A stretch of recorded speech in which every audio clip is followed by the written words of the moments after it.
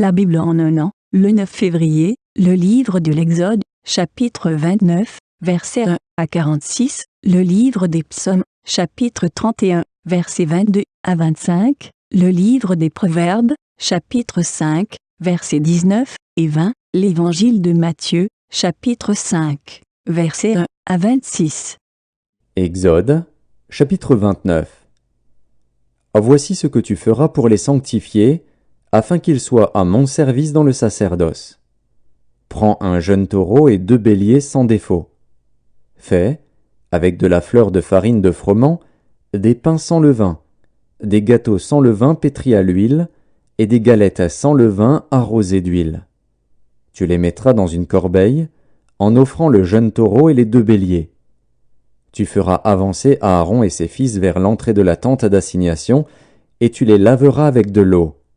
Tu prendras les vêtements, tu revêtiras Aaron de la tunique, de la robe de l'éphod et du pectoral, et tu mettras sur lui la ceinture de l'éphod. Tu poseras la tiare sur sa tête, et tu placeras le diadème de sainteté sur la tiare.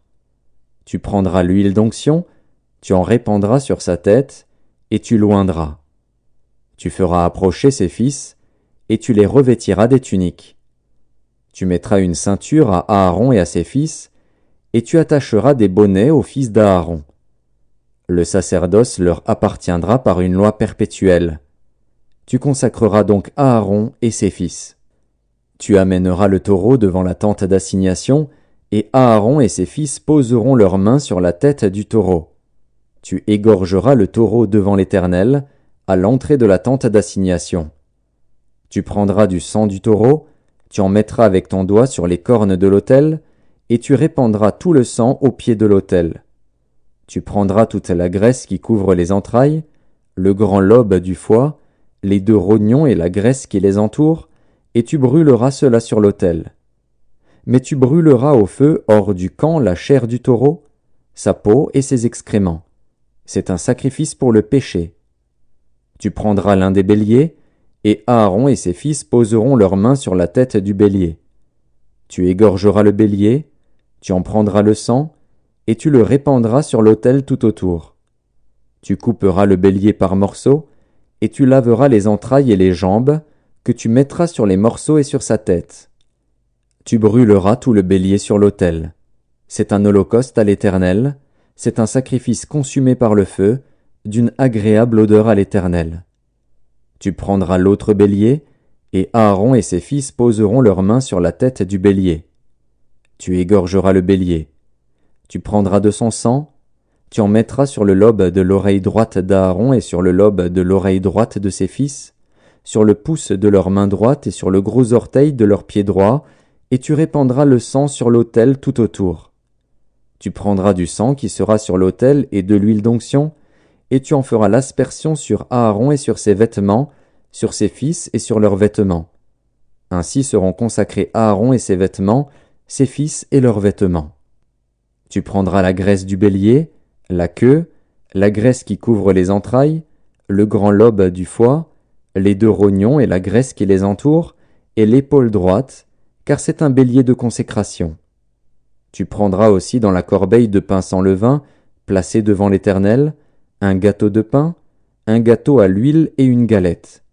Tu mettras toutes ces choses sur les mains d'Aaron et sur les mains de ses fils, et tu les agiteras de côté et d'autre devant l'Éternel. Tu les ôteras ensuite de leurs mains, et tu les brûleras sur l'autel, par-dessus l'holocauste. C'est un sacrifice consumé par le feu devant l'Éternel, d'une agréable odeur à l'Éternel.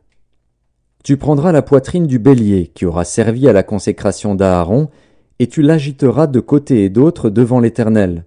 Ce sera ta portion. Tu sanctifieras la poitrine et l'épaule du bélier qui aura servi à la consécration d'Aaron et de ses fils, la poitrine en l'agitant de côté et d'autre, l'épaule en la présentant par élévation. Elles appartiendront à Aaron et à ses fils, par une loi perpétuelle qu'observeront les enfants d'Israël, car c'est une offrande par élévation. Et, dans les sacrifices d'action de grâce des enfants d'Israël, l'offrande par élévation sera pour l'Éternel.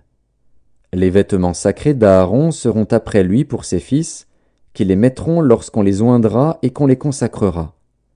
Ils seront portés pendant 7 jours par celui de ses fils qui lui succédera dans le sacerdoce, et qui entrera dans la tente d'assignation pour faire le service dans le sanctuaire. Tu prendras le bélier de consécration, et tu en feras cuire la chair dans un lieu saint. Aaron et ses fils mangeront, à l'entrée de la tente d'assignation, la chair du bélier et le pain qui sera dans la corbeille.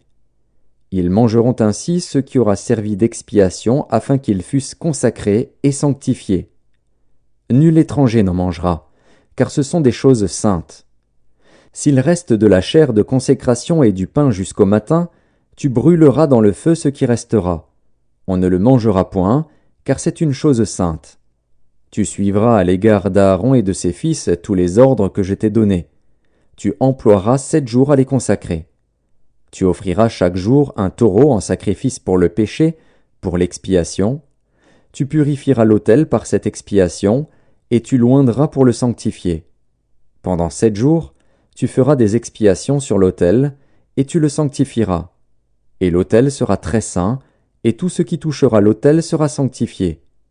Voici ce que tu offriras sur l'autel, 2 agneaux d'1 an, chaque jour, à perpétuité. Tu offriras l'un des agneaux le matin, et l'autre agneau entre les 2 soirs. Tu offriras, avec le premier agneau, 1/10 d'épha de fleur de farine pétrie dans 1/4 de hin d'huile d'olive concassée, et une libation d'1/4 de hin de vin. Tu offriras le second agneau entre les 2 soirs, avec une offrande et une libation semblable à celle du matin. C'est un sacrifice consumé par le feu, d'une agréable odeur à l'Éternel. Voilà l'holocauste perpétuel qui sera offert par vos descendants à l'entrée de la tente d'assignation devant l'Éternel. C'est là que je me rencontrerai avec vous et que je te parlerai. Je me rencontrerai là avec les enfants d'Israël, et ce lieu sera sanctifié par ma gloire. Je sanctifierai la tente d'assignation et l'autel. Je sanctifierai Aaron et ses fils, pour qu'ils soient à mon service dans le sacerdoce. J'habiterai au milieu des enfants d'Israël, et je serai leur Dieu. Ils connaîtront que je suis l'Éternel, leur Dieu, qui les ai fait sortir du pays d'Égypte pour habiter au milieu d'eux. Je suis l'Éternel, leur Dieu. Psaume 31. Béni soit l'Éternel, car il a signalé sa grâce envers moi, comme si j'eusse été dans une ville forte.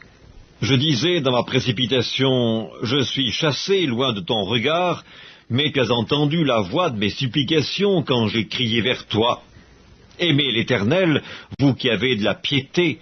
L'Éternel garde les fidèles, et il punit sévèrement les orgueilleux. Fortifiez-vous et que votre cœur s'affermisse, vous tous qui espérez en l'Éternel.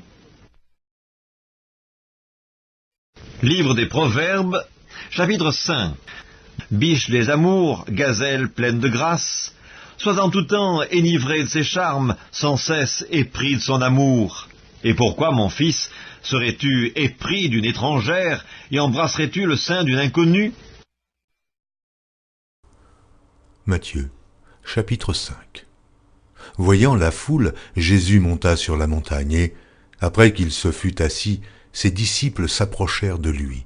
Puis, ayant ouvert la bouche, il les enseigna et dit : Heureux les pauvres en esprit, car le royaume des cieux est à eux. Heureux les affligés, car ils seront consolés. Heureux les débonnaires, car ils hériteront la terre. Heureux ceux qui ont faim et soif de la justice, car ils seront rassasiés. Heureux les miséricordieux, car ils obtiendront miséricorde. Heureux ceux qui ont le cœur pur, car ils verront Dieu. Heureux ceux qui procurent la paix, car ils seront appelés fils de Dieu.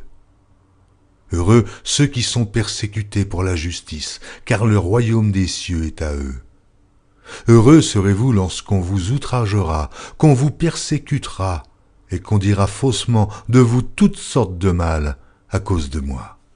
Réjouissez-vous et soyez dans l'allégresse, parce que votre récompense sera grande dans les cieux. Car c'est ainsi qu'on a persécuté les prophètes qui ont été avant vous. Vous êtes le sel de la terre, mais si le sel perd sa saveur, avec quoi la lui rendra-t-on? Il ne sert plus qu'à être jeté dehors et foulé aux pieds par les hommes. Vous êtes la lumière du monde. Une ville située sur une montagne ne peut être cachée, et on n'allume pas une lampe pour la mettre sous le boisseau, mais on la met sur le chandelier, et elle éclaire tous ceux qui sont dans la maison. Que votre lumière luise ainsi devant les hommes, afin qu'ils voient vos bonnes œuvres, et qu'ils glorifient votre Père qui est dans les cieux. Ne croyez pas que je sois venu pour abolir la loi ou les prophètes. Je suis venu non pour abolir, mais pour accomplir. Car je vous le dis en vérité, tant que le ciel et la terre ne passeront point, il ne disparaîtra pas de la loi un seul iota ou un seul trait de lettre jusqu'à ce que tout soit arrivé. Celui donc qui supprimera l'un de ces plus petits commandements et qui enseignera aux hommes à faire de même sera appelé le plus petit dans le royaume des cieux. Mais celui qui les observera et qui enseignera à les observer, celui-là sera appelé grand dans le royaume des cieux. Car je vous le dis, si votre justice ne surpasse celle des scribes et des pharisiens, vous n'entrerez point dans le royaume des cieux. Vous avez entendu qu'il a été dit aux anciens, « Tu ne tueras point ». Celui qui tuera mérite d'être puni par les juges. Mais moi, je vous dis que quiconque se met en colère contre son frère mérite d'être puni par les juges. Que celui qui dira à son frère « Raka » mérite d'être puni par le Sanhédrin, et que celui qui lui dira « insensé » mérite d'être puni par le feu de la Guéhenne. Si donc tu présentes ton offrande à l'autel, et que là, tu te souviennes que ton frère a quelque chose contre toi, laisse là ton offrande devant l'autel, et va d'abord te réconcilier avec ton frère, puis viens présenter ton offrande. Accorde-toi promptement avec ton adversaire pendant que tu es en chemin avec lui, de peur qu'il ne te livre au juge, que le juge ne te livre à l'officier de justice, et que tu ne sois mis en prison. Je te le dis en vérité, tu ne sortiras pas de là que tu n'aies payé le dernier cadran.